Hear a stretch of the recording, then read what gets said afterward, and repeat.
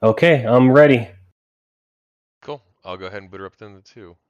All right, I'll start the stream and then start the recording. All right. And OBS, I'll put right here.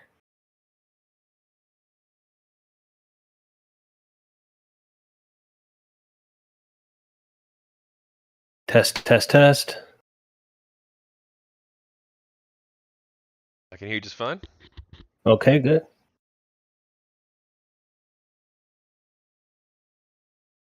And you said you're gonna screen share the game one here too on Discord? Yeah.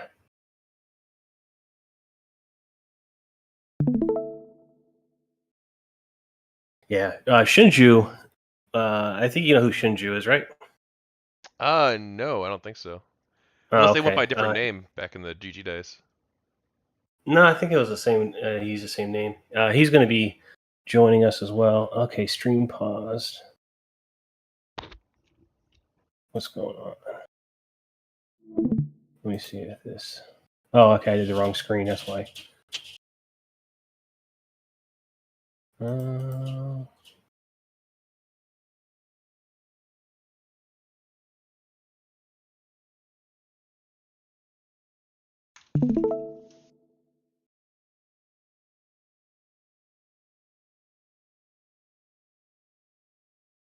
Okay, can you see it on Discord? I can, yes. The audio's coming through as Okay. well. I might turn All it down right. slightly on my end though.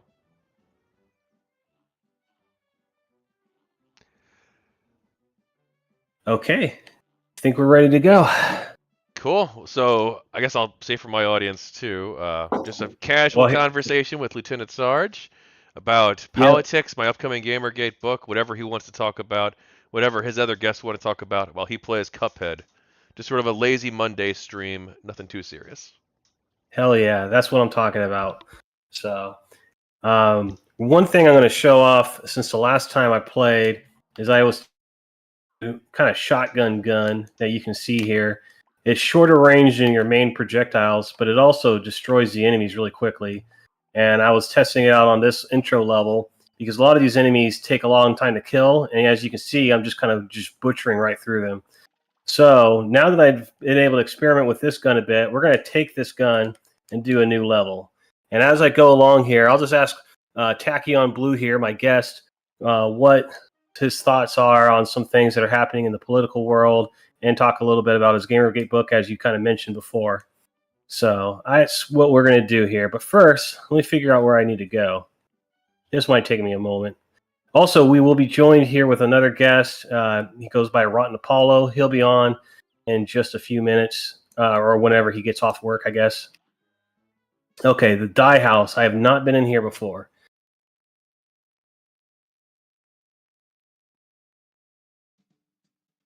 So this is the guy we talked to. Okay. Well, ain't that a pit? Looks like you boys really put the kibosh on them debtors. You go ahead and head over to the next aisle.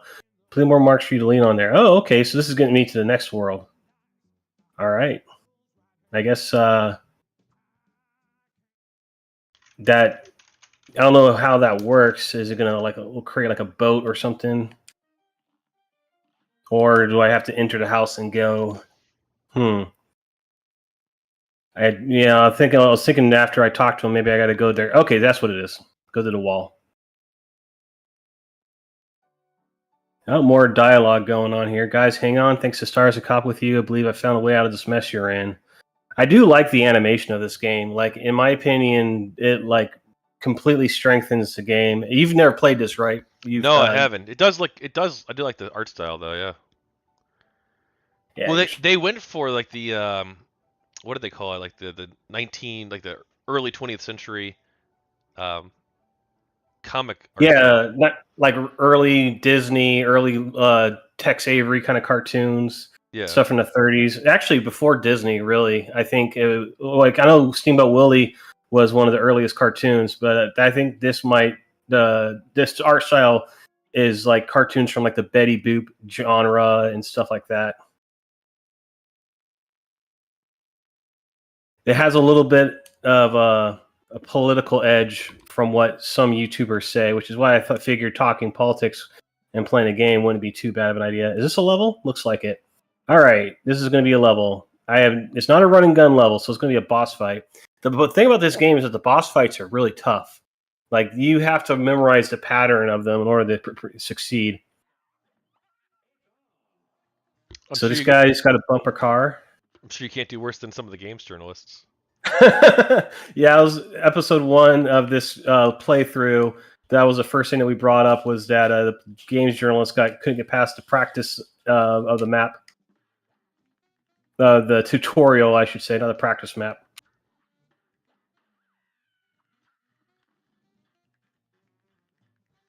One thing it also does is if you die, it tells you how far along you were in defeating the boss. Ooh, wow. Can I jump on that? Yes, I can. All right. I like this dash attack that I got. It's kind of handy. Okay, this is going to take me a little bit. So while I die a lot for this game, let's go ahead and do some political discussion. So do you want to say who it is that you're voting for? I mean, I guess technically the answer is I'm not sure yet, but it's not going to be Donald Trump.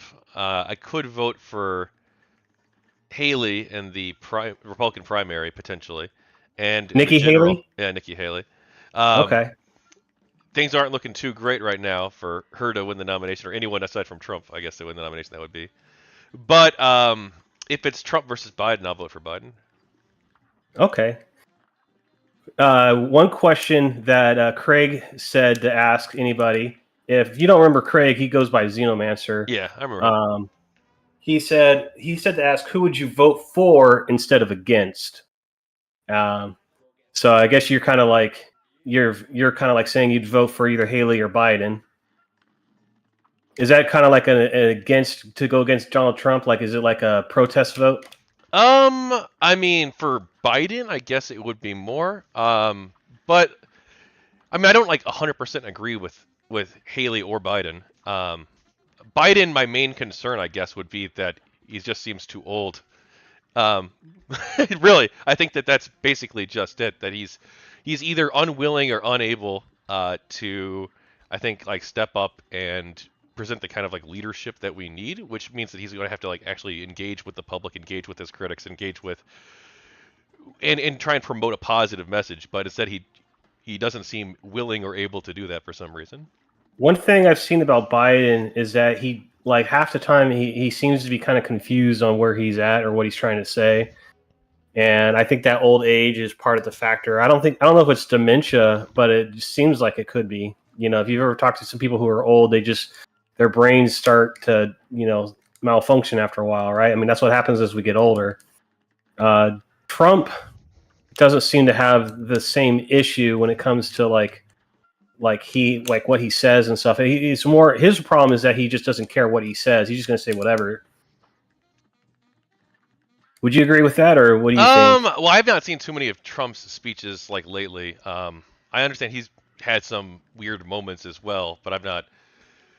Again, I wouldn't say that for either of them it's necessarily like dementia. I'm not a doctor. I'm not diagnosing them, of course. Right. But it just seems like both of them do have issues. My main issue with Trump, though, isn't really like his cognitive stuff. It would be that he is a threat to, I think, the liberal democratic order, and doesn't seem to place a great deal of emphasis on upholding the rule of law. Well, this gets right next to my next question: is what are your thoughts on January 6th? I thought we were going to talk about this a lot more, so I actually started doing a lot of research onto it, and then because I thought we were going to do a debate. A debate, yeah, with, right? With Mr. Shikaki or with Craig, but which I can do at some point. Not today, probably, most likely not going to happen. But like, later on, we could do another stream where that does happen. Yeah. Well, I didn't do enough. Because we ended up deciding not to do the debate. I didn't do as much research as I would have liked. So, I would definitely not today.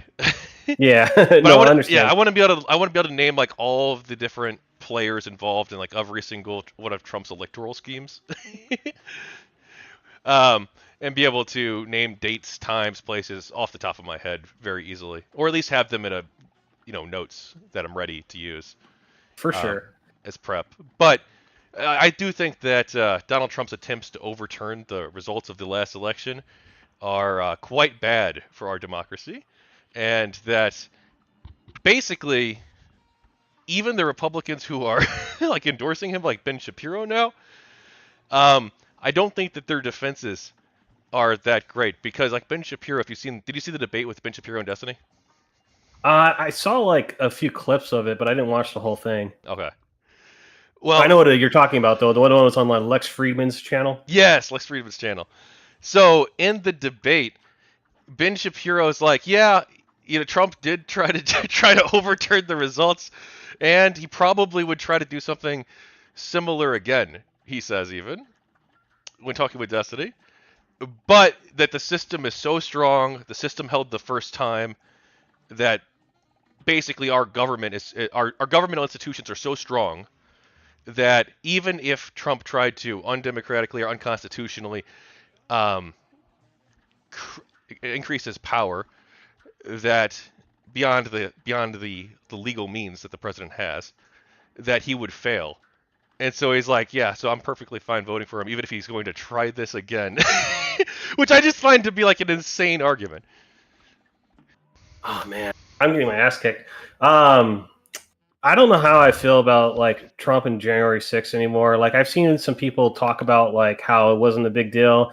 To me, it seemed like Trump was rallying up his audience to go and like, even if he didn't say storm the Capitol himself, he kind of was like he's kind of motivating them to an action of like civil unrest because of the election, right? And I think that like that caused even if he didn't say the words, like I want to hang Mike Pence or whatever, like people were making threats because of that. And I think that he has to be a little bit held responsible for that. Yeah, and I don't think it's like just January 6th. I think that apparently he planned on declaring victory before the election even happened. I've learned. I do have some notes on this. Um, but his campaign advisors, many of his advisors, expressly said that he did plan on declaring victory before the election even happened, and he knew that that there wouldn't be a known winner on election night because of mail-in votes and because it would take a few days at least in order to count all the votes to determine the winner, and he planned on declaring victory anyway, which I think is like a problem. And then of course he did declare victory on election night, um, which didn't turn out to be true. And then he proceeded to challenge things in the courts, which is his legal right to do so. And I don't have a problem with that. If he thinks there's legitimate issues, he should take it to the courts and adjudicate things there.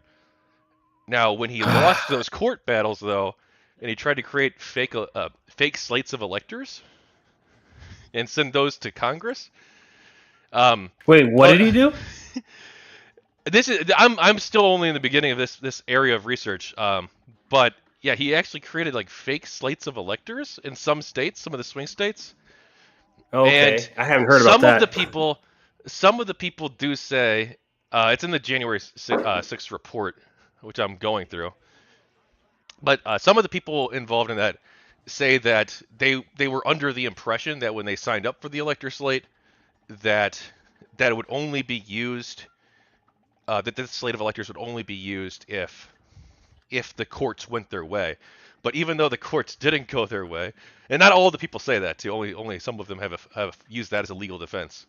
Um, that these slates of electors that were not chosen by the proper constitutional means of their state governments would be sent to the Capitol, and Mike Pence would. That was what the whole January 6th scheme was really about, essentially. I mean, that was a large part of it, was that they wanted to delay the electoral vote.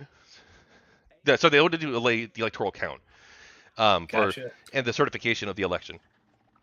And so they thought that Mike Pence, because of this memo by John Eastman, he's he's a lawyer that Trump had to search out for, John Eastman, and he came up with this theory that even Eastman himself says that probably wouldn't be legal for them to do, and the courts would probably strike it down.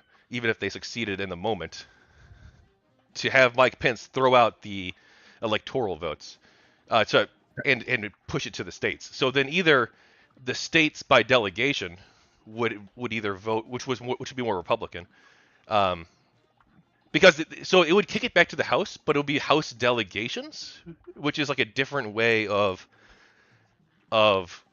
it's not like the normal House of Representatives would vote on who becomes the president. Then it would then either be forced to the House delegations, which is on a per state basis, where each delegation, I believe, only gets one vote. But again, I didn't do like super tons of research on every single legal facet of this beforehand. Yeah, you've done more research than me. I haven't heard about any of this. Yeah, so it was either that, or if they could delay the vote, they could send in the fake slates of electors, and the fake slates of electors could then be used to declare Trump the winner. But Mike Pence, of course, didn't go along with this plan, and so that's why Mike Pence was largely an enemy of the people that Trump sent to the Capitol, or encouraged to go to the Capitol. Interesting. My friend just texted me. He says he's going to be on really quick shortly, so I can also ask him some questions. He's not really a political guy, but I've talked about politics with him in the past, so I think he would be good to have as, like, while I'm playing a game, you have somebody kind of bounce off of. One thing also I noticed when I was playing this, and I didn't mention it before, my special attack when I'm using the shotgun, it fires like a arrow thing that goes in all these directions. I thought that was kind of cool. So something about this game that you said you haven't played it before, I'll go ahead and explain something after I stop dying as much. If you see like something pink on the screen, that means you can jump on top of it. So whenever he has like a pink dog or a pink duck or a pink nose, that means that you're able to use that as an advantage to jump onto. And if you do that, you get like an extra of your specials. Oh, I just missed a duck, though. I hit the duck with my gun instead of jumping on it. So you'll see me occasionally land a jump on this guy. And also, I've been learning his pattern as I was listening to you. He does that dash attack. That kept screwing me over because I wasn't paying attention to his pattern. But now I've kind of figured him out a little bit. So, I wasn't just looking away for a second, and I got hit by a train. Yeah, you see those pink dogs, I jump on top of them, and that gives me a special boost in my power onslaught. So now I can do my ultimate special on him. But when it comes to January 6th, too, it does seem like the fact that Donald Trump did encourage these people to go to the Capitol, to fight like hell, and he had already exhausted all of his legal means to overturn the results of the election through the legal process, through the courts, and the courts had shot him down.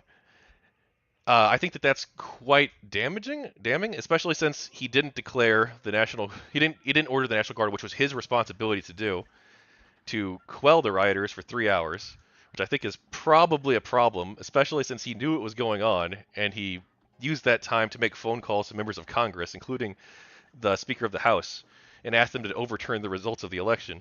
And when the Speaker of the House was Kevin McCarthy, called Trump on his phone, Trump told McCarthy that they care more about the stolen election than you do, which doesn't seem like he's taking the riot happening at the Capitol, the insurrection, you could say, happening at the Capitol even, very seriously. And then once it looked like it was obviously going to fail, he makes that video, I'm sure you've seen it, where he's like, "Go home, we love you, you're very special." Actually, no, I haven't seen that one. Oh. No, there's a lot of January 6th stuff that I just don't know of. I mean, I've seen stuff over the last couple of years about it, but there's a lot of stuff that I'm just like I'm always, when I first heard about it, and my friend was like talking about it. He was a former Trump supporter. I don't know if he still is, but he was like pissed off about the election. He was like, there's insurrection going on. It's all his fault. And I was like looking at it at that point just to catch up to it. By the way, Shin just texted in the chat. He said, "Okay, I'm only slightly late to show up." Yes, that's all right, buddy. No problem. If you're able to watch the stream on the Discord, go ahead. He normally can't watch it on Twitch, so it tends to be I tend to stream on Discord for him, and then he just kind of watches it through that way. You're on YouTube and Twitch?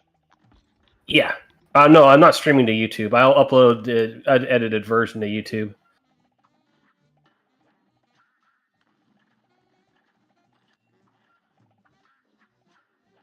Okay, next question. Your thoughts on a possible civil war? Well, I don't think it would be very good. Understatement. Yeah, no. Honestly, I don't. I mean, I hope we're not heading in that direction. I think that increasingly, I wouldn't say it's likely, but we have to, I think, move beyond the Trump crisis, which is like part of the reason I support Haley, I guess, in the primary. Even though I don't like agree with her on everything. I think it would be good for us to like have a return to like a normal politics, and which means like de-escalation of politics. De-escalation of politics, and try to find some way to like live in a pluralistic world where large numbers of people with different opinions and viewpoints and lifestyles can come together and live together and try to solve problems together, ideally, or at least tolerate one another, which I think we're losing. Yeah, no, the thing, so just so I say it for the record, and sorry, because I don't know if I said it to you, I'm voting independent myself. I don't have a candidate that I've picked out yet, but I don't really want to vote either conservative or Democrat ever again. I've voted for a Democrat. I've voted for a Republican once. I don't want to endorse this dichotomy, dualistic, like us against them, tribalistic mentality that people have when it comes to politics. I think that a lot of people, because I have friends and family members that are both liberal and conservative, right? And they get along, they just don't discuss politics together. And so I know it's possible for people to get along if they're on political opposites. It's just that when it comes to politics, everybody gets really angry at people who disagree with them, and it makes it impossible for like diplomatic measures to be able to be taken, because they're so prepared to fight each other. And that's why I've kind of decided that I'm not going to engage in that sort of destructive political madness where you have people wanting to fight each other to the death.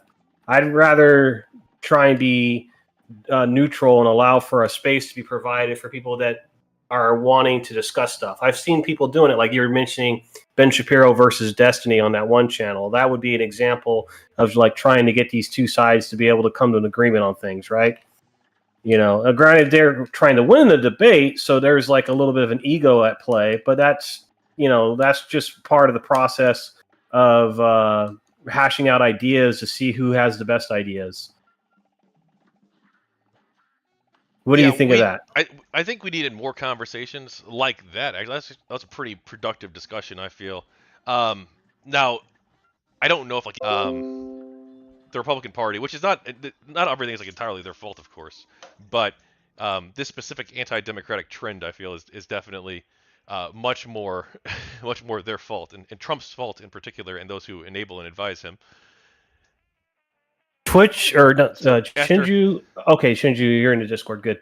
Just wanted to make sure. After he loses, hopefully, the Republican Party will have to rethink. Okay, well, look, this sort of brand of anti-democratic politics, at least the direct opposition to that, has to go, and we're going to put forward someone I disagree with, right? And someone who has like ideas on any number of issues that I have different opinions on, but we can at least have the conversation about those issues. I would like to have you in a chat talking with Shikaki and Craig sometime, because they hate Biden, and I think both of them are endorsing Trump, and I think it would be fun to see you guys like just kind of hash out like your differences about like how you view the political realm. I don't know who I want to lose when it comes to Trump or Biden. I kind of don't like either of them myself, but I think that we need to have politics come back to normalcy on some level. So I kind of just, I don't know. I guess what I'm saying is like I'm not going to vote for either of those guys. I'd rather vote for somebody who is like trying to solve issues without like turning it into an us versus them thing going on. You know, one thing I don't like about Trump is he's very tribalistic.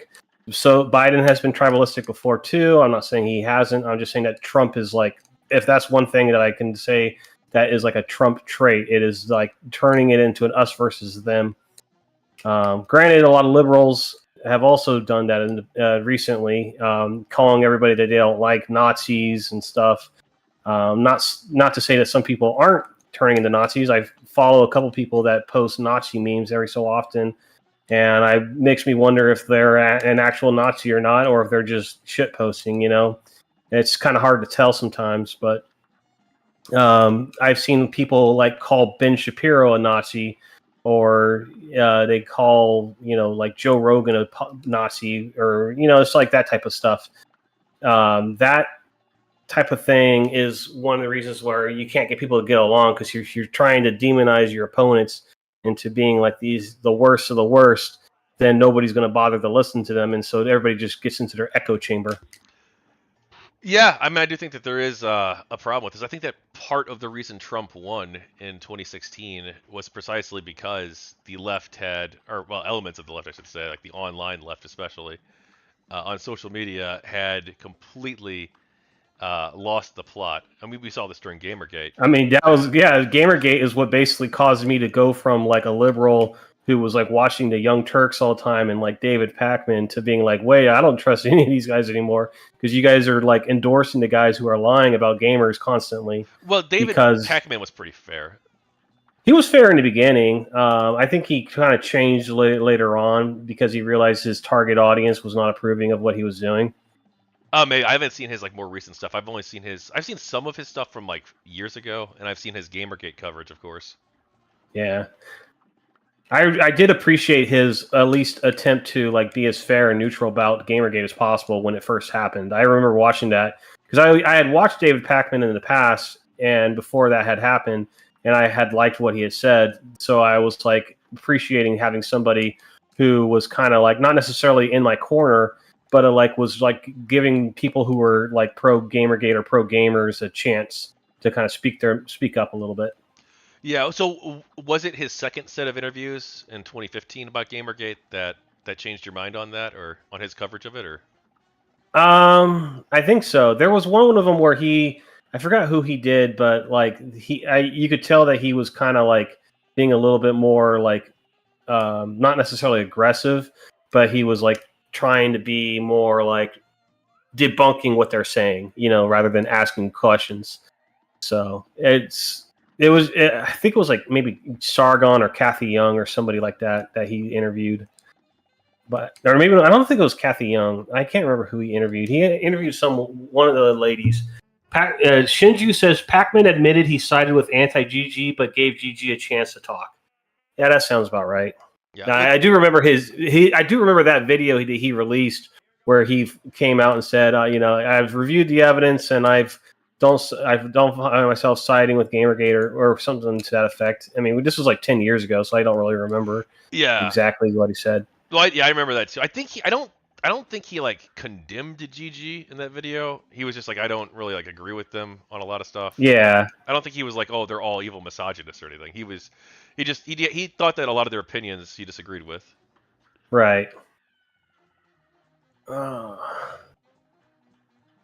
This clown guy is starting to piss me off. And he got a lot of flack from Arthur Chu, if you recall, and Brianna Yeah, Wu. I remember that. I remember that interview. Arthur Chu was like calling him like a supporter of Nazis and shit.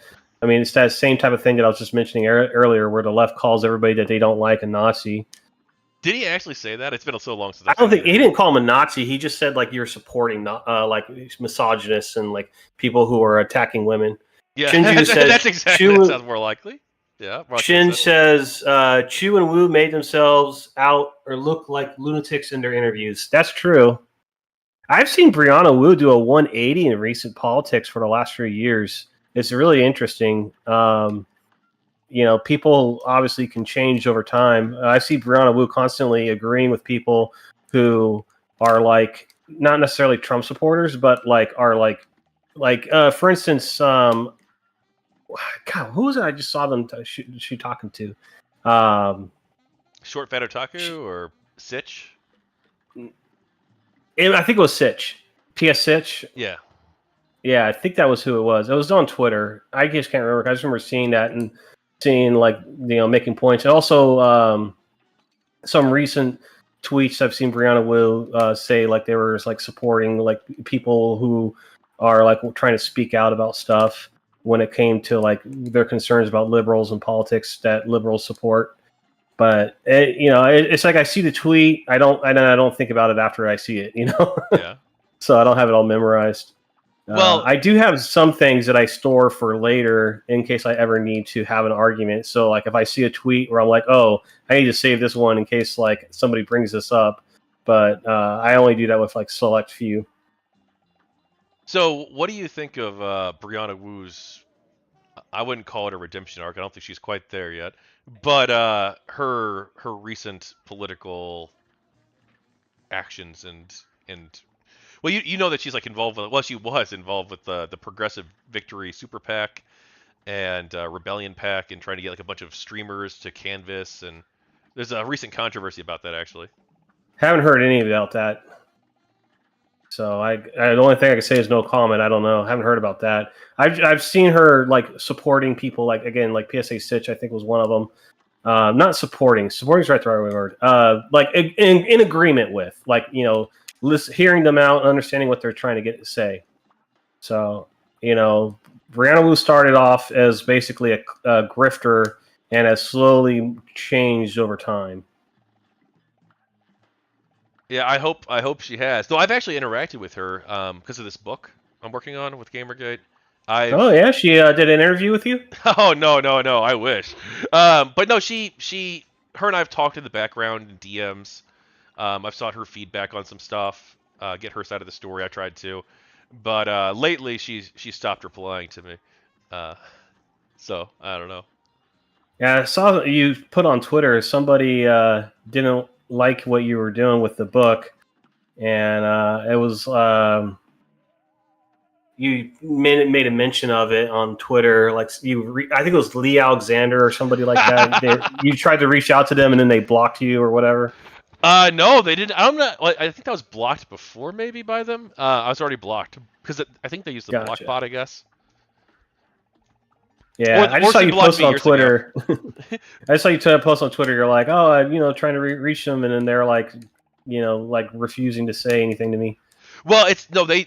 So I sent her an email, a very polite email, and I'm like, hey, I want to include your story in the book, and she decided to leak the email to her followers on Twitter, um, the full email for no reason.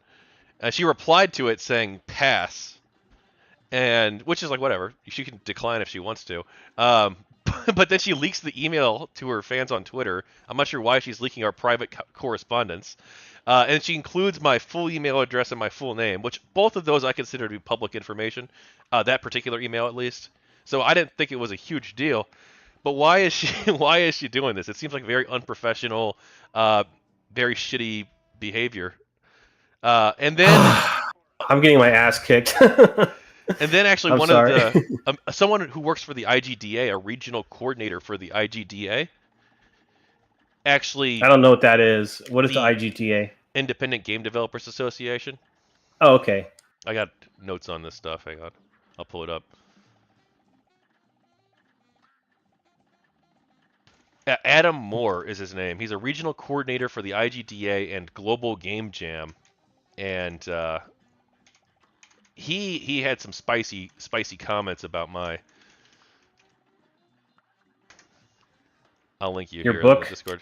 Well, about in response to Brianna Wu, he says Oh, I okay. can't like, or sorry, Alexander. I mean, I can't like this hard enough. What the fuck? So it's like you could interpret that as him almost like encouraging other people not to work with me. Right. And he says that directly in response to Lee Alexander leaking my DMs, and I guess she thought she was doxing me, but it was already public info and she didn't know that, probably. So it seems like he's like almost encouraging people to not work with me, which doesn't seem like a very good thing for someone who's a regional coordinator for the Independent Game Developers Association or Global Game Jam to do. Well, I mean, that's just what you have to deal with. You know, some people they view talking about certain topics as taboo if you are on the considered the wrong side of history, and you are focusing on GamerGate, which GamerGate, you know, was very polarizing. A lot of people were like thinking that anybody who supports GamerGate is like worse than ISIS. You know, so that mentality has not gone away. You know what's funny? I was taking a journalism class about 5 years ago, 6 years ago, and they mentioned Gamergate in the textbook that I was reading. And one of the homework assignments was like the question was something along the lines of Gamergate said that it was about ethics, but it was really about harassment of women. Why do you think it was this way? Yeah, you brought And that it up when was I. such a loaded question. And I remember doing like an essay worth of a response to that, even though it only had to be like 3 sentences. I was like, this is bullshit. And you know who they cited in the book as their source? Who? Gawker. Yeah, you mentioned this in the book interview I did with you. Oh, did I? Okay. I forgot that I Unfortunately, mentioned that. unfortunately, Mr. Moore is one of those people, or at least used to be, who considers Gamergate to be like a terrorist group. He's got dozens and dozens and dozens of tweets. I'm not exaggerating. I've got a list. It's a partial list because he made so many. But he compares Gamergate to Al Qaeda, actually, Yeah. and it seems like I his rem- views maybe haven't shifted that much over the years on the topic. Man, you want to talk about like how to like lose people in your audience is like comparing people who don't agree with you to like terrorist groups. And you know, granted we're not, that hasn't changed at all with politics. You know, we are talking about like Trump supporters and Biden supporters, but like, you know, some people who are like gamers and they just want to fucking play video games and not have to deal with politics all the time, they they're treated as evil when there's something that goes wrong and they complain about it on Twitter, even though people like groups of like Antifa and even like terrorist groups like Hassan Piker had this one guy on who was an actual terrorist on his show, Well, and he he was was a sitting there Houthi pirate. glorifying him. Yeah, the Houthi pirate. Yeah. Like that's completely okay. But saying I don't like Zoe Quinn or Anita Sarkeesian or journalists using favors for coverage, you know, like that's too far. A pirate who takes control of ships by threatening to kill everybody on board, that's good. But complaining about people who post on Twitter memes that you disagree with, they're terrorists. Yeah, and Hamas Piker, I'm not sure if you've seen. Well, Hassan Hamas Piker. Piker. That's what my I should friend. start calling him that. Yeah, Hassan Hamas Piker. Piker. Yeah, my friend group calls him Hamas Piker in real life as a joke. I mean, like, is it lying though? Is it wrong? Yeah, I think it's a DGG meme, but no, I mean it's sadly not wrong that he's the what he used to be the biggest political streamer in the world. He's the And biggest Twitch streamer, yeah, and he or goes around political saying Twitch stuff. streamer. I think some Yeah, of the gaming ones are bigger, but who's bigger on Twitch than him? is it like XQC bigger or? I don't think so. I'm pretty sure Hassan Piker still has the number one Twitch streamer. Is he But really? Damn. he's also like a trust fund baby. If you saw like people were leaking it out, I saw Keemstar talking about it. Like Hassan Piker is like comes from like a billionaire family. So he has like all these connections through the Young Turks because his uncle was Cenk on the Young Turks, and he has all this money and he just buys all these houses and then he complains about capitalism on his Twitch stream all day. Oh no, there are bigger streamers. He's just the biggest political one. Like Ninja is bigger. Oh, okay. Are you Googling it right now? I just looked it up on Wikipedia, Gotcha. but yeah, Ninja's got 19 million followers, and there's some other people who are bigger too, like Pokemon 9.3. But he is still really huge though. You know what's funny? I watched Hassan Piker versus Willie Mack. I didn't even know who Willie Mack was until that stream happened, and I thought it was hilarious. Did you see that by chance? No, I didn't. Oh wait, It's was that funny. the one where he accuses him of stealing content? I've seen parts. Yeah, of it. yeah. he's like calling him like a content thief and all this other shit. And then like Willie Mack's like, "Did you even watch my episode about you?" And he's like, "No, why would I watch that?" And he's like, "So you're going to come on the stream about something you didn't even bother to research yourself?" That sounds like Hassan. Yep. Hello. Hey, Hello, hello. What's up? Hang on one second. I think that's my boy. Hey, Hey, what's up, bro? chilling, man. Good to see you. I am going to increase your volume so you sound louder. Okay. Oh, dude, we had this problem last time too. You're coming in really quiet. All right, let me see if I can do something to fix A it. little better. You're a little better now. Okay.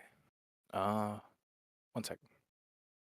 Okay, while you do that, I'm actually going to take a quick pee break real quick. Okay. I got coffee running through me. Sweet.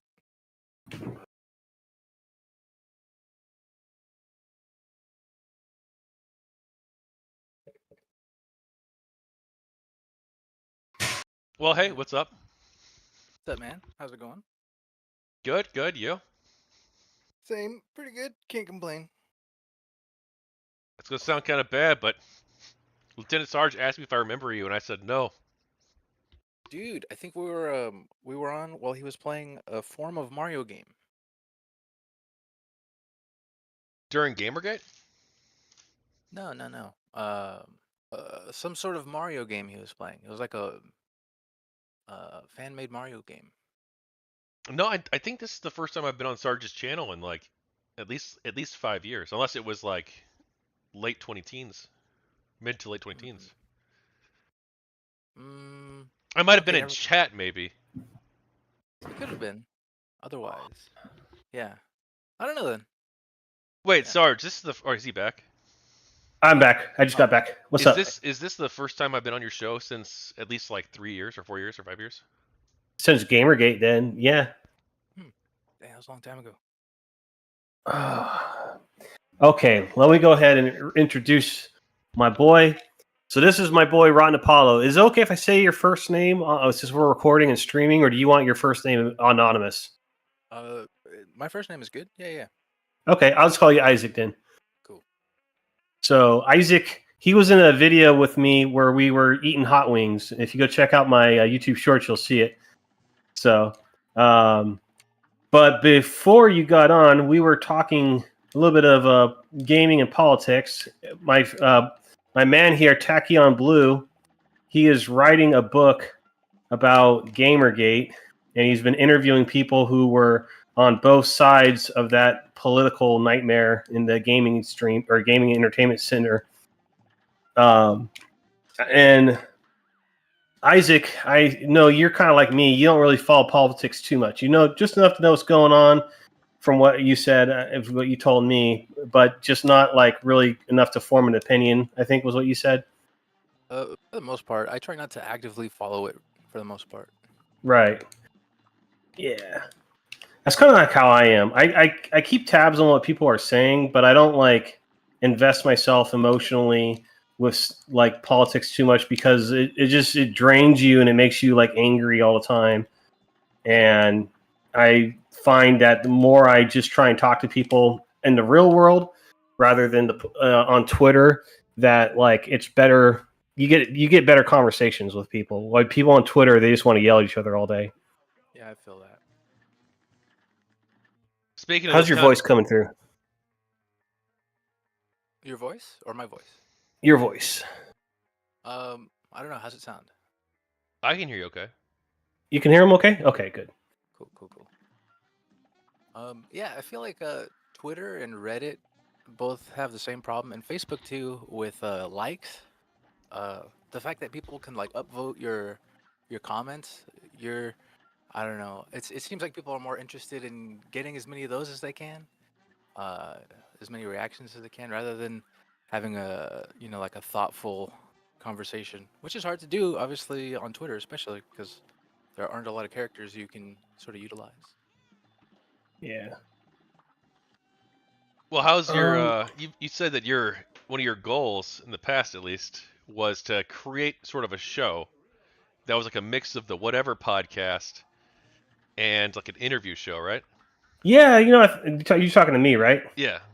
Yeah, I was kind of thinking about doing something like that where you just interview people with like different. I mean, I wasn't gonna like want to talk about like Instagram girls who the conversation doesn't go very far with that type of topic, but like um, what I liked about like the whatever podcast or like Joe Rogan or any of these podcasts where they bring people on and have differing opinions is like you get to have those kind of conversations. Like you mentioned that you really liked Destiny and Ben Shapiro debating each other, and I think those types of debates can be healthy. I think like longer form discussions where you have like people able to talk about their ideas and like why they think things the way they do is like a good way to do politics.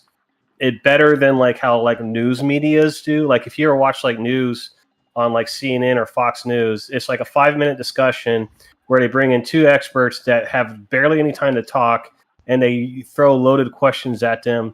And then, before anybody Hello. has like a chance to actually do anything because they're too busy trying to argue, you just, they cut to commercial or something. Whereas these longer formed podcasts, like the Destiny versus Ben Shapiro one that you were talking about, that one, you have a chance for them to have a minute chance to discuss why they think the way they do, what's the reasoning for their thought process, and then they can argue with each other in a way where it's like they are like able to argue with each other without like being interrupted, and they can just like hash out their differences a little bit. So I would thought about doing like a show, something like that. If I were to gain enough of an audience, if it doesn't look like if my YouTube's going anywhere, then I'll just like won't worry about it. Well, what's your current plan to develop that as something that could turn into something big?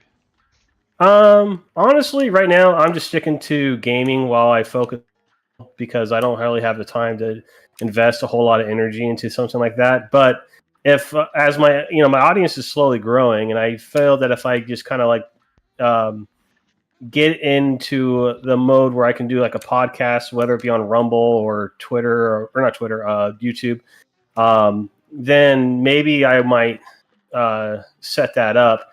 I have friends who have tried podcasts before, and they don't really get a lot of audience.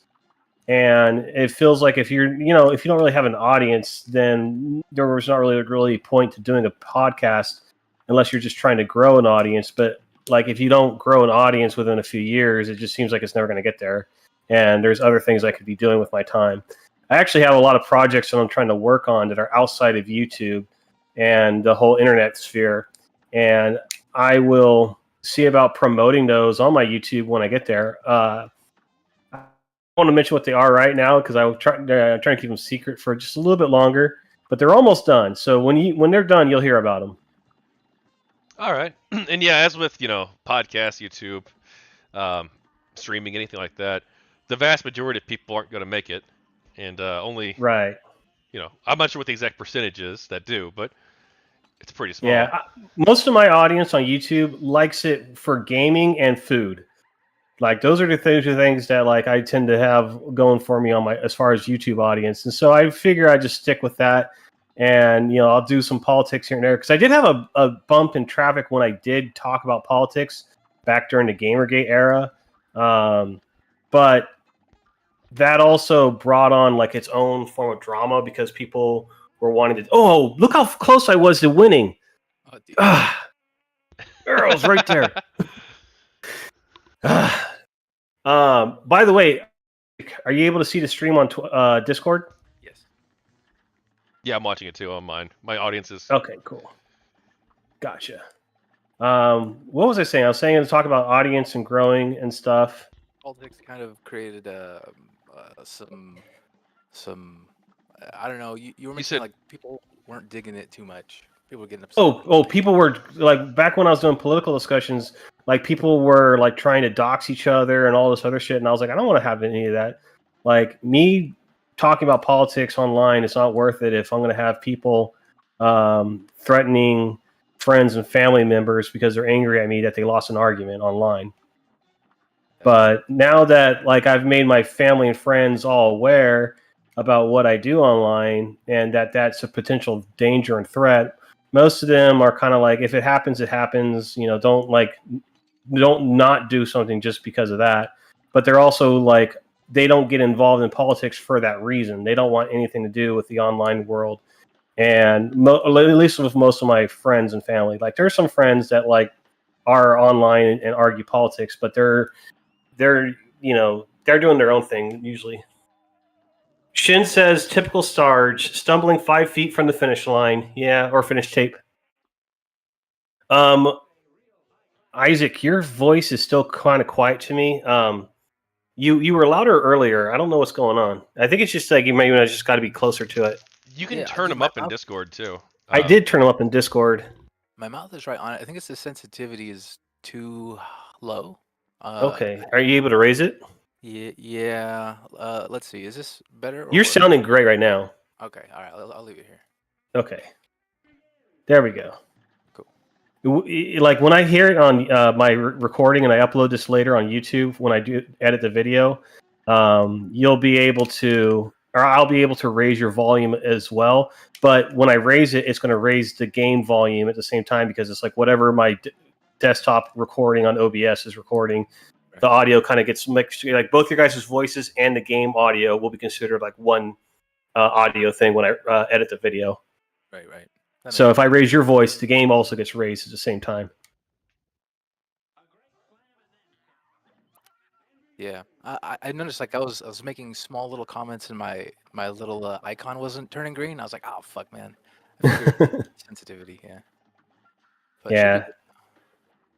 You know, if you want to ever borrow a microphone, I got a really good one. Oh, thank you, man. I have a $20 mic and it's pretty good. I mean, it's working out. Yeah, you know what? You're sounding a lot better right now. I think it was just a sensitivity issue. Thank you. Okay. Yeah, I mean, I would still talk into the mic just to be on the safe side, but like whenever you were just talking like now, you know, you sounded perfectly fine. All right, I got to focus on this game. Isaac, do you have any questions for Tachyon Blue? I'm not sure. Hey, Tachyon Blue, bro.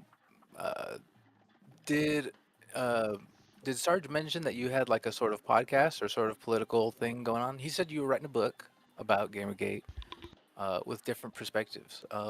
So what is okay? So from what I remember from GamerGate, it was like a girl who got doxxed, and like something about like sleeping with like some people, and then people posted nudes or something, and something about reviews. Yeah, I know it sort of tangentially. Yeah, it was kind of back in the day. But yeah. Okay, yeah. Well, it sort of That started summary with wasn't too far off. How long ago was it? Are we thinking about the same thing? 24 The- August 2014 Yeah. is sort of when it Yeah, kicked off. you're on the right topic. But Okay. so I don't know if she got doxxed or not. I wouldn't be like super shocked if she were. But basically, Aaron Joni is a programmer who was dating a game developer named Zoe Quinn, and their relationship didn't go so great, to say the least, because she had an affair with well, 3 people plus 2 while they were on a break, but he considers the 2 on a break to be cheating because she never told him about it after, and then they had sex again, which he considered to be a violation of the terms of their relationship, without informing him of her past sex partners during the break period. So she cheats on him with 3 people, including a games journalist named Nathan Grayson. Nathan Grayson wrote for Rock Paper Shotgun and Kotaku. Nathan Grayson and Quinn had a friendship going back to about 2012, it looks like. And he wrote 3 articles about her or her games. One of them was possibly before their friendship began, so that one might not have a conflict of interest there. I don't usually talk about that one too much. But one of them was an article in which he promoted her game over 49 other games. This list of games that were Steam or released on Steam Greenlight, and he promotes her game over 49 others. Calls it a standout Twine Darling, singles it out of the list along with 2 other games, and then actually uses a screenshot from her game and also the title Admission Quest to play in the words of her game. Not the biggest controversy in the world, but he never disclosed their ongoing relationship at the time. Hmm. And he actually said, Fuck. a day after the article came out, he said that he would burn down the games industry for her. So Okay. seems like probably they should disclose this. Then he releases another article about a controversy involving Zoe Quinn, Hmm. the Polaris Game Jam situation. Now, this Okay. Polaris Game Jam was run by a man named Matty Lesham, and Matty Lesham, the project also had corporate sponsorships. They were sponsored by I forget which one it was exactly, but a soda company, and it might have been Pepsi, and a couple other corporate sponsors. Zoe Quinn was a part of this, along with a few other people, Robin Arnott and uh, Jontron. And it fails in part because Zoe Quinn deliberately sabotaged the project, it looks like. Ooh. She admits to this in the con leaks. And Okay. Matty Lesham loses his job. What she would do is she would, according to her admission, she would deliberately sabotage shots because they were filming the game jam. It's part of like this multimedia project where they're making the game and they're also filming it as a reality TV show at the same time. She would deliberately sabotage shots of the show by dead-eyeing the camera, and she would hide soda cans everywhere. Like, not the end of the world necessarily, but like just deliberately messing with the shots for no reason. Well, either for no reason or because she wanted to like stick it to the man, Right.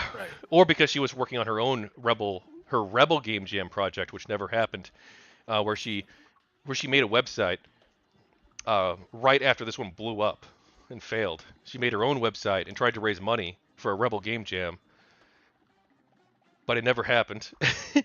Hey, Anyway, this was a real quick, conflict of interest.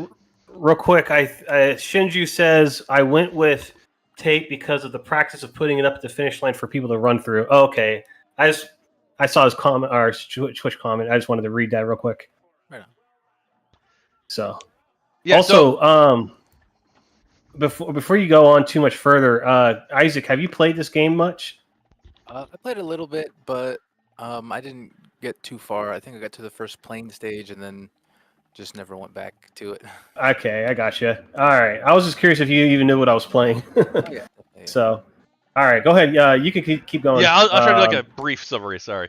Yeah, Just at the I will say beginning, at I do least. want to get back to the game a little bit. So, like, let's not drag on it for too long.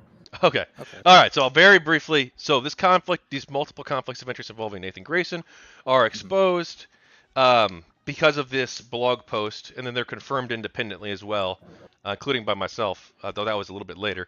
But yeah, no, so he had multiple conflicts of interest. The games journalist did, and then there were other games journalists who had conflicts of interest at the same time. Danielle Reindow gave Gone Home a 10 out of 10 without disclosing that she was friends with the composer for the game soundtrack, and Patricia Hernandez was writing positively about her friend's game and promoting it when they were roommates, and she didn't disclose this either. And so there were and there was also another one involving Nathan Grayson, though I wouldn't say it was 100% proven. It was like it's just really suspicious.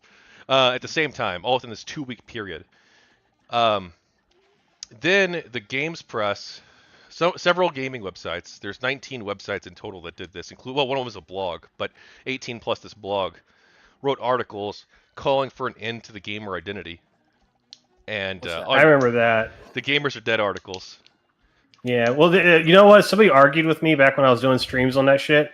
He was like, there was never officially a Gamers Are Dead article. That was just like a meme that people said. And I kind of was like, well, they still were saying gamers don't have to be your audience. It was like, even if like they didn't use those exact words, the intention behind it was like, we don't like gamers. Because they didn't like the Xbox bro identity kind of thing, which I can understand like why you might not like that, because a lot of Xbox players and PC players tend to be very toxic online. Like that is the core audience regardless. Just because they have bad behavior doesn't mean that like people who else we're just talking about how Zoe Quinn had bad behavior with some of the game jams. So it's like, should people be supportive of her? Why can't you just like make games and talk about game journalism stuff? But they dropped all those articles and decided to alienate their entire fan base. Right. Right. Well, if they would have said, "Hey, look, we think that like some behaviors that people engage in over, voice chat or things like that is probably Is inappropriate. We should like have a conversation about that yeah. in the gaming And you know who space." Like that's did? fine. Who They could did? have done that, but You know who did do a video saying basically that exact thing before GamerGate started was Extra Credits. You remember them, right? I know you did a So, video responding to them. Yeah, that's the one I did the video response to. But they had videos where they talked about like 2 years before GamerGate happened. They're like toxicity online where gaming, and like they were talking about how like people are assholes when they play video games. And I was like, yeah, that's a fair point. Most of the time, whenever I played Counter Strike, people are assholes, or if you're playing Halo, people are assholes. Call of Duty, especially, it's like that. Those aren't in things that they can't criticize, right? right, yeah. No, they absolutely. If they want to have a conversation about that, I'm open to having that discussion. I was open to having that discussion back then, and I'm open to having it now. But unfortunately, they decided to seemingly Not do that. demonize the gamer identity and gaming culture at large instead Right. of targeting the specific behaviors or the specific By the actions that way, they thought were I bad. found a good way to get under this to beat They this also guy. Just get under the horse and just fire away. They also did this, it seems, in part because they wanted to shut down conversations about their ethical concerns, that people were raising about them, which Makes sense. isn't a good way to respond to critics. Right. Common move.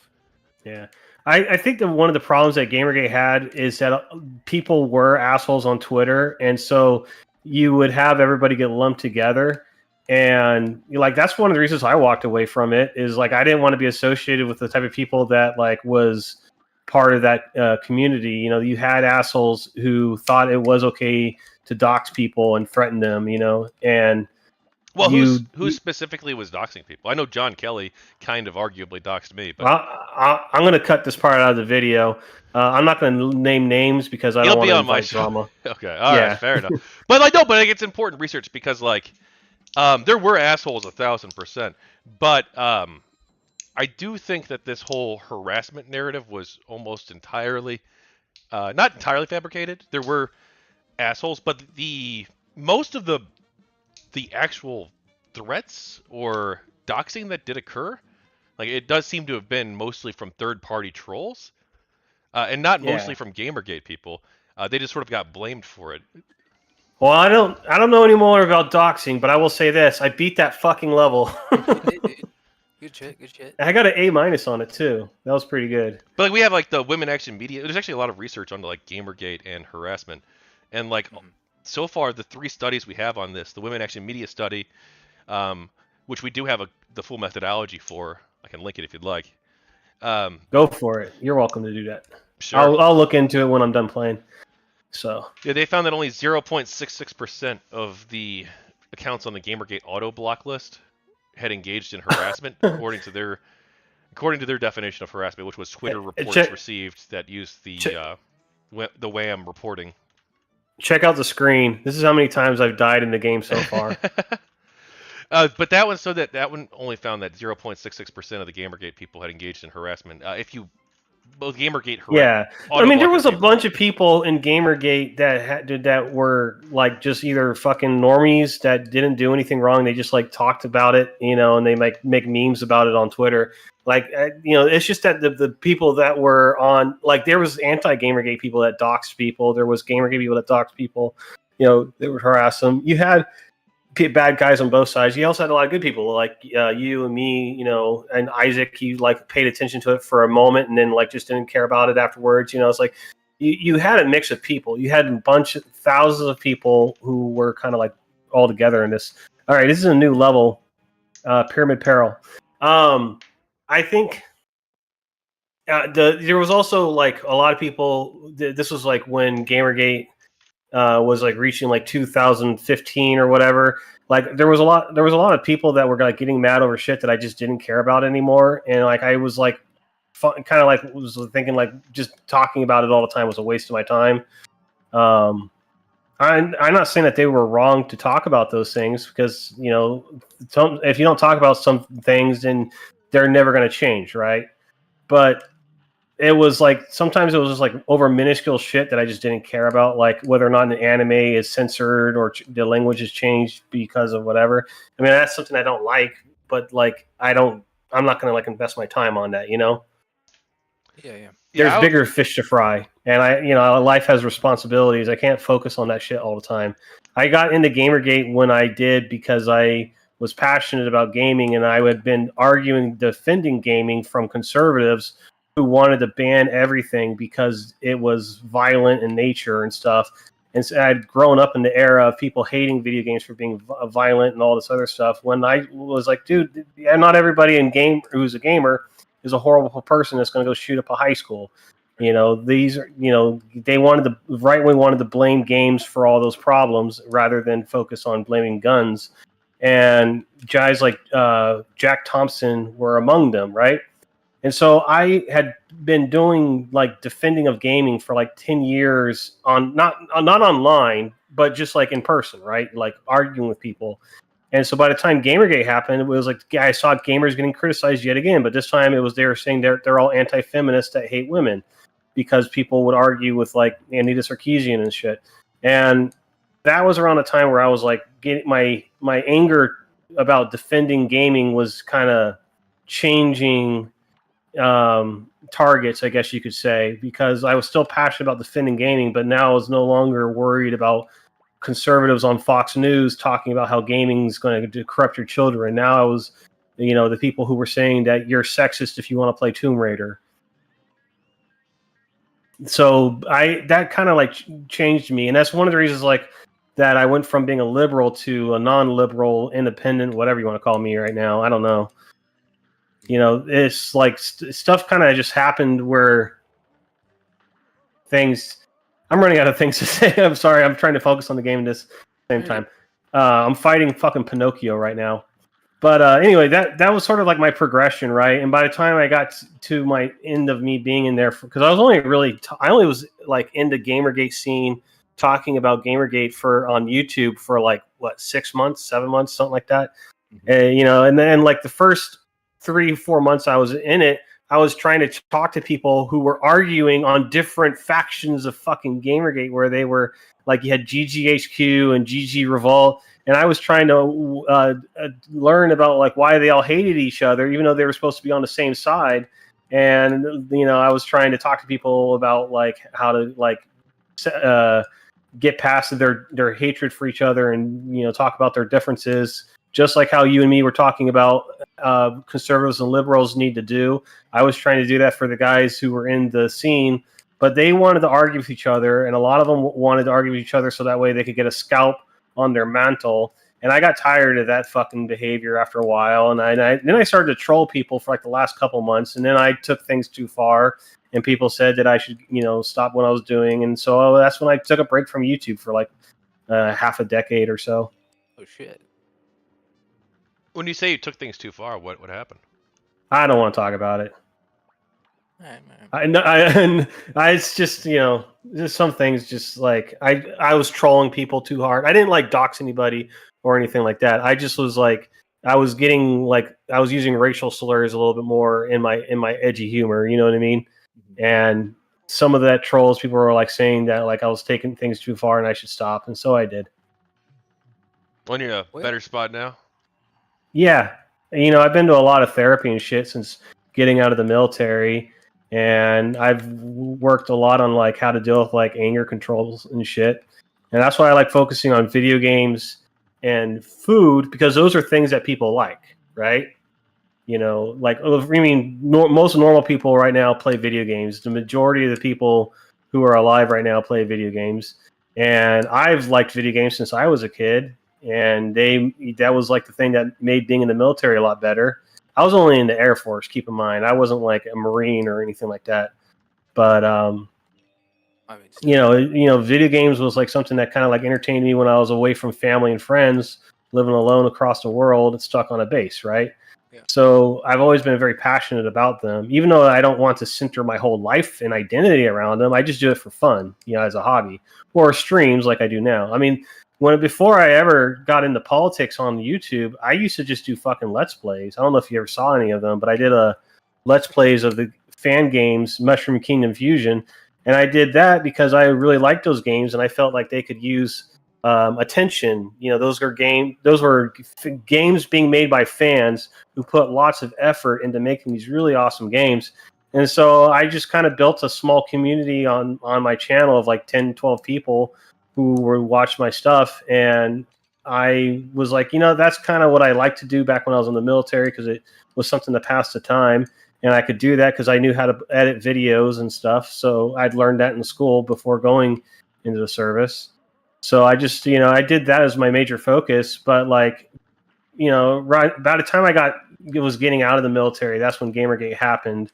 And, we were talking about Biden earlier before. One of the reasons I don't like Biden is his administration was the one that made my military life very fucking difficult for the last few years of the military.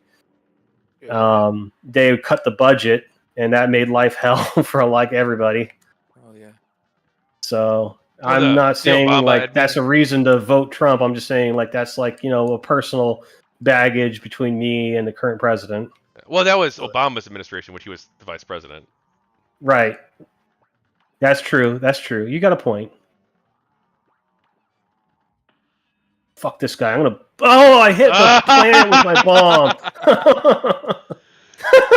But yeah, Isaac, you asked if I do a podcast or anything. I don't do a podcast. I did briefly during GamerGate.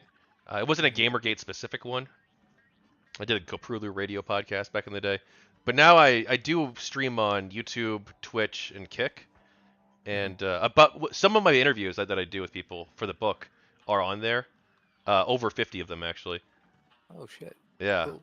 But some of them are also off air. So some of them are book exclusives. I see. Yeah. But yeah, Tachyon Blue on all three platforms: YouTube, Twitch, and Kick. I'm bigger on YouTube. Cool. If you want to check it out. Yeah. I got a question. Once your book is done, are you still going to focus on GamerGate, or are you going to like just move on to something else? Oh, definitely move on to something else. Though what all exactly, right. I don't know. I've got a list of stories that I should be covering, or that I would like to cover at some point. Okay. But so I might be like go more of a journalism route, or I might. You should do? You should go to like either like Ukraine or Taiwan or something, and just do some like coverage of what's happening there. I mean, that's really expensive. I mean, you could do it, right? Right. Owen Burns is a streamer who's on that, but with you. I'm not saying like do it right now. I'm saying like like make a few years if you can get the money for it or funding. Not them necessarily, just something like that. Something where like big world events are happening and you can get there to cover it. You know what I mean? That would be like a way to do something where you're covering like shit that's like really important in the world, and you would be like it'd be like kind of almost being in the military in a way. You're where the like exciting shit is happening. Dangerous stuff is happening in these locations, and you could also at the same time, besides like the adventure of it, you could also like learn about like what's fucking happening and bring coverage to events that people are having to suffer through. So there's a lot of reasons that like I would say just like travel the world and do something like that. But like if you can't afford it, then don't worry about it.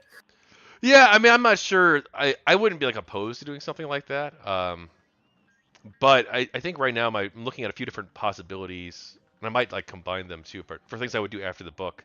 Like one of which is politics, especially like a focus on like foreign policy, but also other politics too. Like doing it well and doing a lot of research on topics, and doing like sort of like Destiny does, I guess, actually, like doing like deep dives into, you do 30, 40, 50 hours of research, and then you discuss it with people. I think that could be interesting. Or like also covering journalism stories. Like I've got a whole list of different stories right now that I could be covering, including the Brianna Wu Progressive Victory stuff. But I just, with the book, I've been so busy. Like that's going to take like, if I did a full edited video on that, that'll take probably like 2 or 3 days just to make. Well, probably longer than that, because I'd have to go through a lot of the stuff. Would have to be me finding streams from weeks or months or even possibly years ago, and going through that for the evidence. It's like, well, if I could do that, or I could edit the book. Yeah.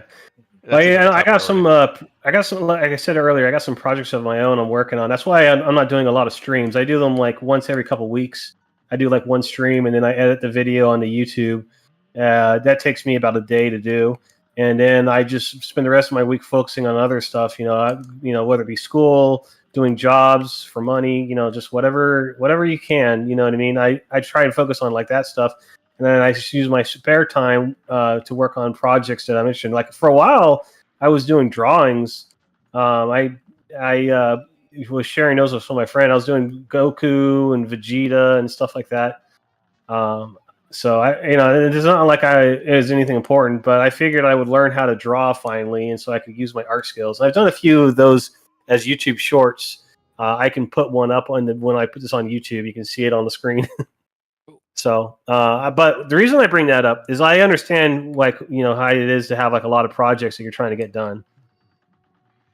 Yeah, I might be picking up 1 or 2 extra side projects, but I won't finish them this year. I might just like get a start on them. Not the sad puppies thing. I've thought about covering that. I might at some point doing like a book about the sad puppies controversy. But I'm kind of culture warriored out, because like GamerGate stuff relates to the culture war to some extent. And yeah, I mean, it was in my journalism textbook. So I mean, it's going to get talked about over the years. It's never going to not get talked about, no matter how much people say, "Oh, forget about it." Like it's a historical event. A lot of it changed. We might not have had a Donald Trump president if GamerGate didn't happen, because a lot of people turned away from the liberals and the feminists around that point because of that. see, I don't. So you think that the GamerGate could have possibly turned people towards Donald Trump? Yeah, I think so. That's It, what. I'm not saying it was what happened. I'm just saying it's a possibility. I don't think that's. You're gonna. Oh, go ahead. Oh well, I don't think that that's the case. Like if you look at like the research on this. Oh no, yeah. Let me rephrase it. Let me rephrase it. I don't think it was a bunch of people, but I think that a lot of people, like maybe like 15-20%, and that enough can sway an election. Well, yeah, I think that some of the GamerGate people definitely became pro-Trump. I don't dispute that at all. Yeah, because I remember, that was a big hot topic at the time. Yeah, it was probably about that. I don't have like the exact numbers on this. I'd probably put the numbers at like be somewhere between 10 to 20% of the GamerGate people supported Trump. I don't know if they still do or not. Obviously, as a big group of people, 10 to 20% of the GamerGate people. But for the most part, it wasn't really like a very conservative movement. There were definitely conservatives who supported it. Yeah. And there were people who became more conservative. I know there's been some articles that have made that argument. I'm not necessarily trying to agree with them inherently, but I think just seeing how many people who I knew from that era became Trump supporters, that was a conclusion that I was like, there might be some truth to it. Yeah, though I think the biggest piece of evidence against that is probably Brad Glasgow's research, which okay. Are you familiar with his GamerGate survey? He sounds familiar. I don't know if I know anything about him though. He did. He did a lot of there were several surveys done of GamerGate supporters, but his was probably by far and they all basically showed that it was mostly more libertarian center left than it was conservative. Yeah. But Brad Glasgow's research, he interviewed almost 1,000 people with a battery of questions, and he actually verified that all of them were GamerGate supporters, because he used an interesting methodology where you had to have proven that you've talked about GamerGate in a positive way. Prior to him announcing the project, the survey. So you had to prove that you were a GamerGate supporter. It could be Twitter, it could be YouTube comments, it could be Reddit, it could be anything. Any sort of comment or like a Facebook post where you're indicating that you're pro GamerGate prior to him announcing it. Yeah. So, and his research basically it shows what most of the other surveys have shown, which is that including one that I conducted, though it wasn't the best quality, the one I did. That it wasn't mostly a conservative movement, and this was in 2016. Gotcha. I think it was January or February 2016 that Brad Glasgow did his research. I could link you the study on that too. Yeah, no, I'll definitely link it to me. I'll look into it. I thought of another counter argument to what I said earlier as well, is that I think a lot of people who were in GamerGate that became Trump supporters, they probably just were already conservative, and so it's not that they got converted; they just already had those beliefs that were going to go that direction. What do you think of that? I think that's true. I think some people did become conservative, like Mark Salmonfink. I think he definitely became conservative. I think after being I'm so more. gonna bleep out names on my channel. I don't want to like name people. I don't know Well, who I that is, interviewed but him. I don't. you know. I interviewed him, and he talks about his conservatism very, very, Okay. very openly. Um, I I understand. Like, I think Dave Chappelle made a good argument about why people like Trump. If you have seen his stand up, you know, he like everybody just really did not like fucking Hillary, and I don't blame him because like I didn't really like her either. Right. And he basically, you know, Dave Chappelle kind of lays it out as like that's the reason people fucking loved Trump so much is because he basically took her down. So here's That's some of the research on GamerGate, and this is Brad Glasgow's research for one, and then there's also other ones I have in here too: the Game Politics Survey, the Kotaku in Action Survey, Based Gamer, Based Report. I mean, not Based Gamer. Also did one. There's a Dude, I was lot so of. close to the end. Fuck. Sorry to interrupt you. I'm just like seeing the progress bar get closer to the end. I was like, I think I got this guy down though. He's actually, in my opinion, a little bit easier than the other airplane level. Like I haven't been having as much of time doing this one. Although having said that, I haven't gotten to the final boss for longer than a couple seconds.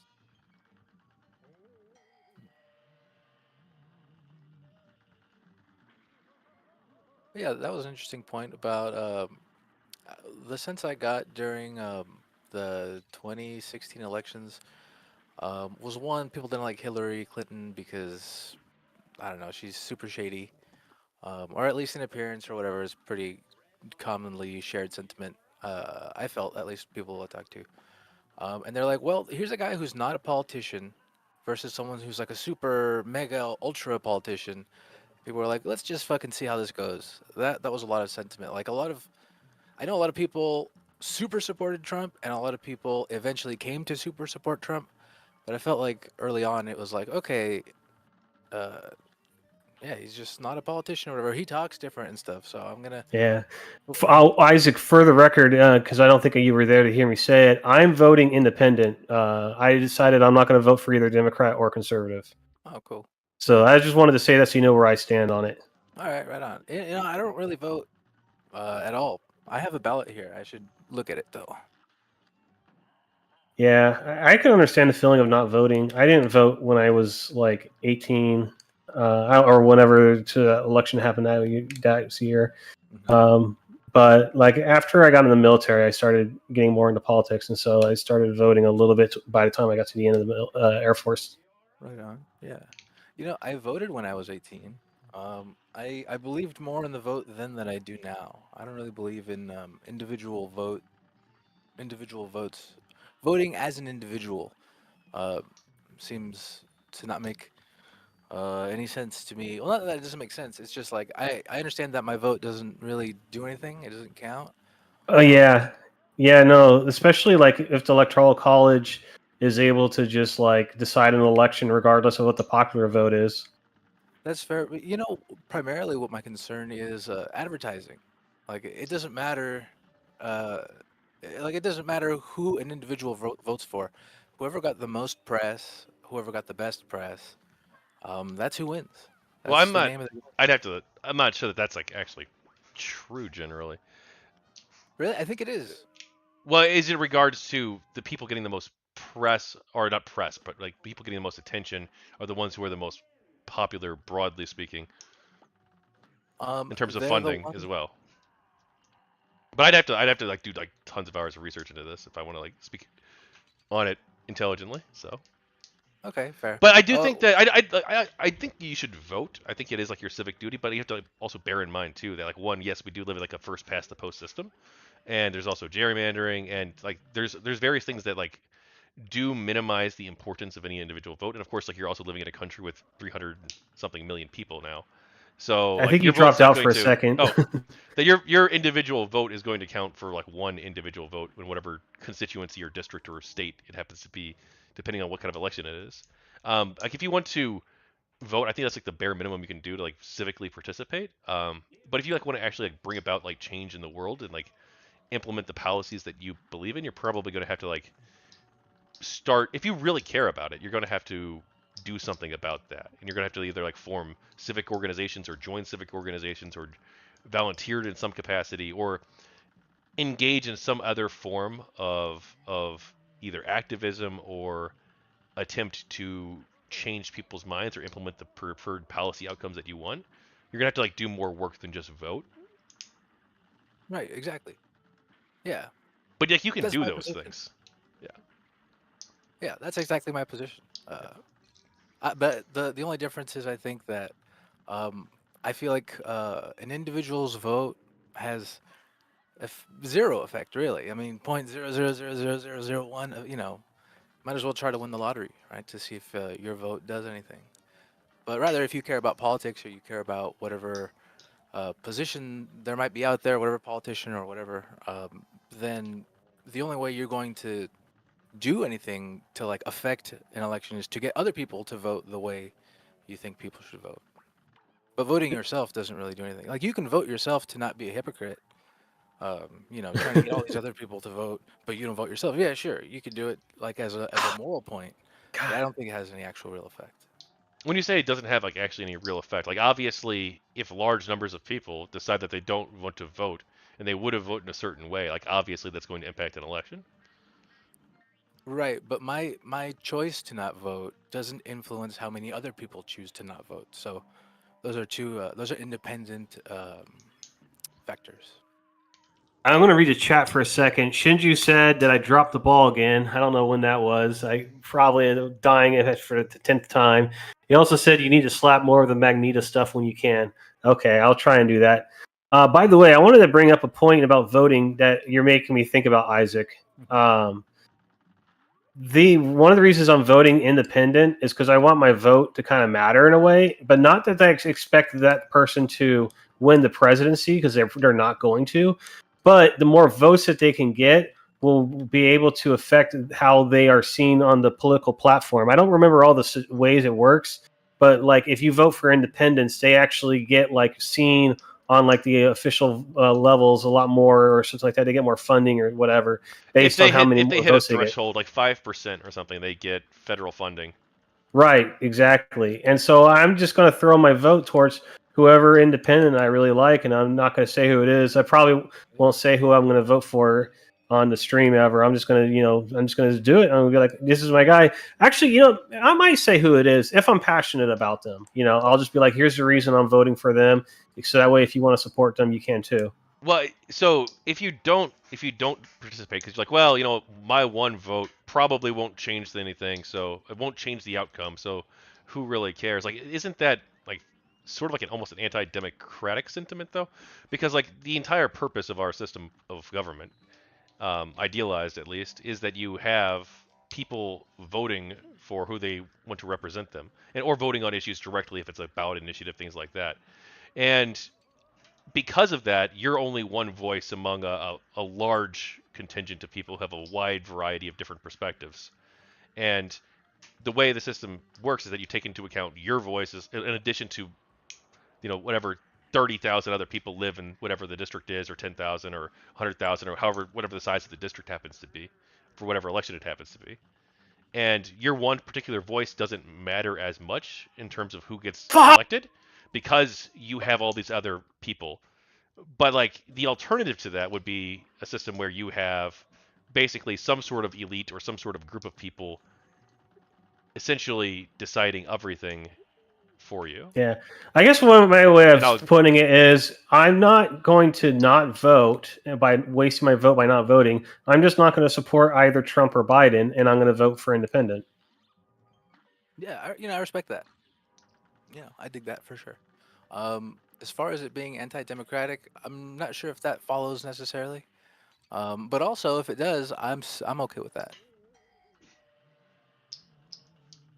I really like this Egypt level. I'm not going to lie, but it is starting to piss me off, and I regret saying earlier that this guy's not as hard as the other airplane level because I have been getting my ass kicked this whole time. Granted, the conversation has been great, and I've been enjoying it a lot. I like intellectual debates like these, provided that like everybody's not like insulting each other and like getting in making personal direct attacks and shit. Yeah, totally. So, Sarge, you've already decided that you're not going to vote for, presumably, I guess, the Republican or Democratic candidate, no matter who they are. Yes. Just for now. My mind might change later, but for right now, like I said earlier, I voted for a conservative once and a liberal once, and I'm kind of tired of those two options. I think that the divide of the nation between right and left needs to be destroyed, and it needs to happen over time, and it can happen gradual over a course of decades. But I think we need to stop having it where it's either one or the other. You need to start having more options Yeah, and you need to. when it comes to voting. I don't think. Do you think that? Well, do you think that voting third party, and even if they get the 5% threshold and get the federal funding, do you think that that's actually going to change anything? Given that we have a first Oh, past I the don't post think I'm going to electoral change system. shit. I'm not going to. The only thing I'm going to change is that person who's on the third party just gets a little bit better platform. That's all that's going to change. It's not going to change anything when it comes to the politics. But it's been like this back and forth for a couple decades now, since the Bush and Obama administrations. The only thing that has changed is that the people have gotten worse over time. I mean, there's real talk of civil war. We might see it in our own lifetime. And I'm tired of supporting either side because they don't seem to want to de-escalate things.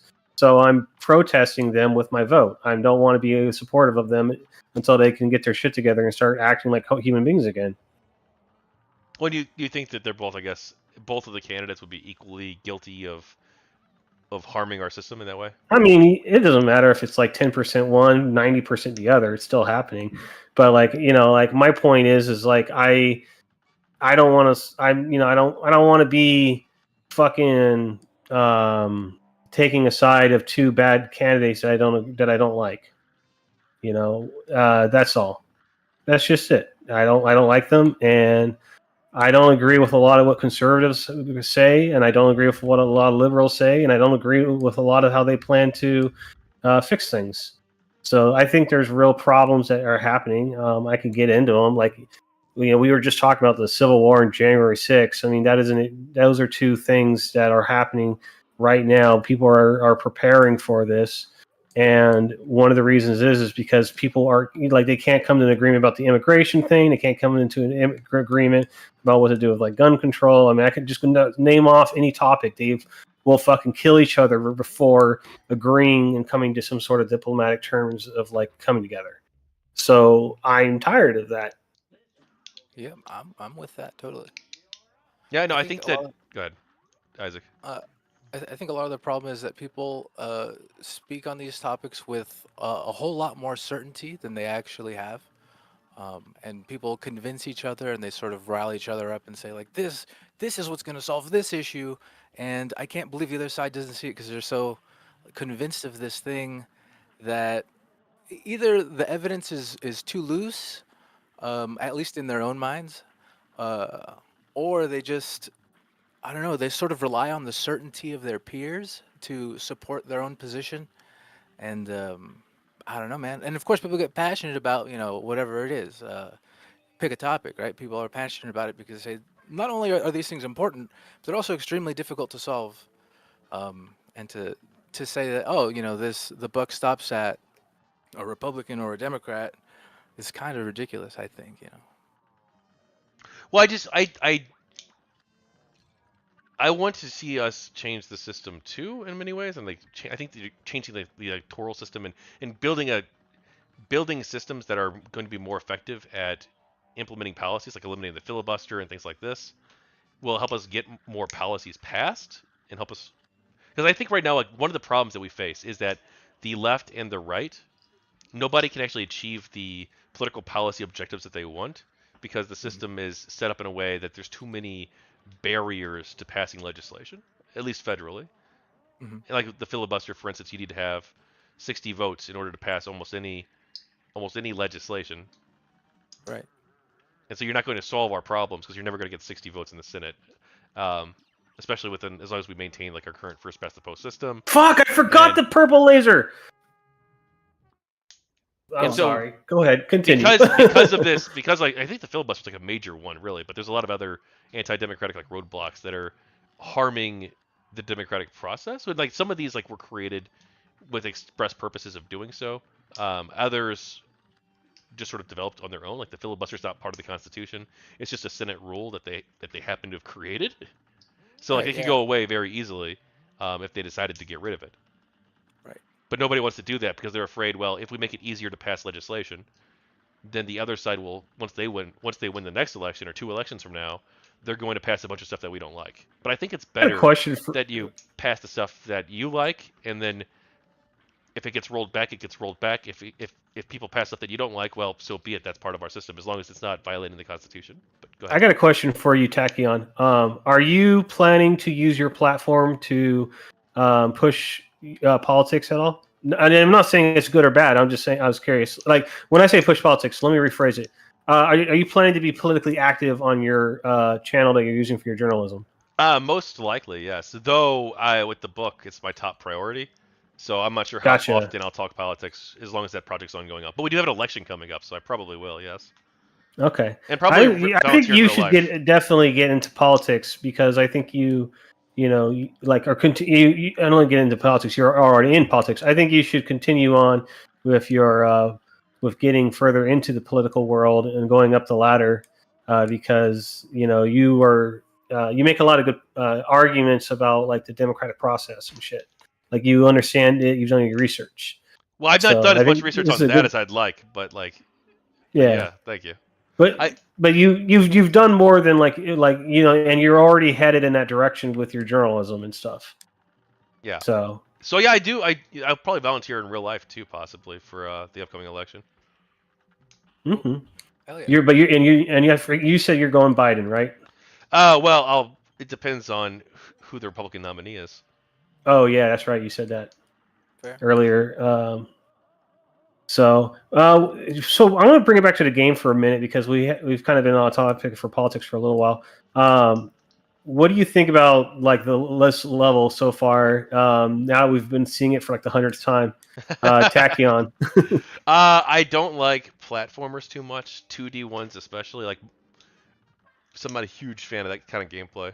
But I mean, it looks cool. The art style is really neat. It looks really, Yeah. really tough. It's not that it's tough. It's just that they throw a lot at you. So you're like, if you do you have ever seen Naruto before? Yeah. You ever seen that scene where Sasuke is trying to fight Killer Bee and he's getting his ass kicked, and like he's trying to concentrate on all the swords being thrown around all at once because even though he's got his super eyes that can like see everything in fast motion, there's too much to concentrate on at once, and he gets overwhelmed. That's how I feel fighting these bosses. Like there's just so much happening that I'm like trying to like keep my eye on everything, and we're trying to talk politics at the same time. Did you ever Sure. play the bullet hell games? I played some. I wasn't like the biggest fan of them, but like I played like I think it was like R Type or something like that. I played Life Force when it was on the Nintendo when I was a kid, and I didn't really like that either. But I've played a lot of Mushroom Kingdom Fusion, which is that Mario fan game that I've done a bunch of Let's Plays on. Let me just promote for myself. Um, so I have like played a lot of those games where they're very much like this. They're 2D side scrollers that are just a bunch of shoot 'em ups. Plus, I've also played lots of Metal Slug games. I've played Contra, so those are all very similar to these. Well, I'll probably head out relatively soon. I'm gonna have dinner. But Sure, sure. Well, anything? thank you for stopping by and having a conversation, man. It's been kind of fun talking a little bit of politics because I like to talk to both liberal and conservative guys, and I actually want to do a stream sometime where you and Shikaki can maybe go back and forth. Yeah, or Craig. Or Definitely let me Craig. Yeah, know. I But keep forgetting him. it would be. Oh my gosh, you keep forgetting Craig. But I feel bad. Craig, don't hate me. I forget him. but it would have to be a while from now because like I am You're so very booked. I am very booked. I literally tomorrow I'm interviewing Nino. Do you remember him? No. He was one of the No, wait, GamerGate wait, wait. people. He was the guy in my GamerGate video, wasn't he? Was he The in the? guy who was like not your shield. Yeah, he was one of the first people to use Not Your Shield. I think the first one actually. Well, yeah, he was basically the first one though. It's sort of him and someone else came up with the idea together, and they tweeted about it about the same time. But yeah, I'm interviewing him tomorrow, and then I'm interviewing Matoa. He's a game developer who worked on Kingdom Come Deliverance and Mafia 2. He's a So he's a developer, and I'm being interviewed. That's on Wednesday, and then the Honey Badgers are interviewing me on Friday. Interesting. Dude, Okay, so you're getting interviewed and you're interviewing people. You're just kind of getting all over the place. Well, that's really cool, man. I will. I'll let you go so you get to your dinner. But if you Oh, ever it's want not to a do huge an, rush. But oh, okay. Oh, you still got a well, little bit of time left. if there's anything else you want to talk about, I don't know, man. Like you or we've Isaac. kind of got. Like I already ran over to the political questions before. I guess I could ask Isaac one of them that I asked you. Isaac, do you want to say who you're voting for? Oh, we already just talked about voting. What am I talking about? What are your thoughts on like January 6th? Uh, If you want to say, you don't have to. If you're like no comment. no, I have no problem. Yeah. I don't know. It seems. I mean, it's a pretty strong example of mob mentality. And strong rhetoric for sure, like Yeah. incendiary rhetoric. Whether or not, I mean, everybody. It seems to be that a lot of people. I don't know, man. I don't know if it's just the mob or if it's like an American thing, where it's like you want to be a part of a big ass thing, and everyone's like, "Hey, we're gonna go do a big ass thing." We're gonna go sneak Like a into. mosh pit kind of thing. Yeah. We're gonna go break into this place and we're gonna make demands or some shit, right? It's like, okay, you have a bunch of people super stoked on whatever was going on. Uh, I don't know. I think it was a really dumb idea. But Yeah, well, the guys who did it are in jail now, from what I understand. So they kind of, that's true. Well, except for perhaps the one who organized it, though he's currently under indictment, so we'll see. Yeah. You think I heard people say like they let people in deliberately with that. Like, I've not read through everything on this just yet. I've only read like 35 pages of research on this, only like 2 or 3 hours worth of research. So, but I'm pretty sure that that's not true. I think that after people had already stormed the Capitol, some of the officers did try to use like crowd control and were trying to, because they couldn't take on literally 2,000 people. yeah. Well, I know So I know I've heard like people talk about like people being let in the doors and like that, like there was a lot of like people who were behind the scenes trying to orchestrate it to happen that were like against Trump or something like that. I haven't seen anything like that so far. I think that would be a pretty big deal if that were true, but I'm well, it's true. Like people saying it on Twitter, so you don't know. You take it for a grain of salt. Yeah. Well, you said earlier, Isaac, that you think it's an American thing. I think it's not quite. I mean, maybe the tendency to go big or go home, maybe that's like an American cultural trait. I don't know. It may well be, but I think that this is the only time that this has ever happened, where a president tried to disrupt the peaceful transfer of power in this country and remain in office after losing an election. That's very much not an American thing. Yeah. I mean, it's like a tantrum kind of thing. Yeah. But I was talking more about the mob than the former president. All right. Well, hey. Wanting to be a part of. Yeah. Well, hey. I think. Yeah. Go ahead. All right. Oh no. I think that's good points brought up. That's all. Cool. Well, yeah. Set up that conversation. It'll probably give me and also them too, like time to do like research if we're going to do it well. Like have a set of topics, like 1 or 2 topics that you want to go over, and we can, me and Shikaki or Zeno or this other. I would love to see you debate January 6th with them because they know more about that shit than I do. So because they focus on it. Well, actually, I don't think Shikaki focuses on stuff as much. And I know he makes a lot of good points. Like I hear him, I'll say something and he'll like argue against it really well. So it'd be kind of fun to see you guys discuss stuff. And he also knows this game in and out, so he can help me figure these bosses out easier. Well, I don't have too many people watching, but I can probably raid you. Do you have Oh, you're not on YouTube. That's right. No, not YouTube. Never mind. Shin, are you still watching? Type in the chat if you are. All right. Have a good night, guys. Thanks for having me on, Sarge. All right, take it easy, man. Have a good one. To you, Isaac. Thank you for coming on. Yeah, of course. Do you want me to shill my stuff? Yeah, go for it if you want. All right. Well, if anyone's watching, they want to check out more GamerGate stuff and maybe occasionally politics or news stories that I'm covering. Tachyon Blue on YouTube, also on Kick and Twitch. You can find me on most social media on that name. Twitter, X, Facebook, whatever. And my first book is GamerGate First Battle of the Culture War, but my second book, no official title yet, though I've got one in mind. Stay tuned. That'll be coming out probably this year or next. We'll see. Well, Cool. thanks for having me Yeah. on, Sarge. Hey, yeah, no problem. Hey, and debating was fun. I really want to see you more often so you can debate them. Yeah, absolutely. So, all right, have a good one, bud. Take Good care. night, man.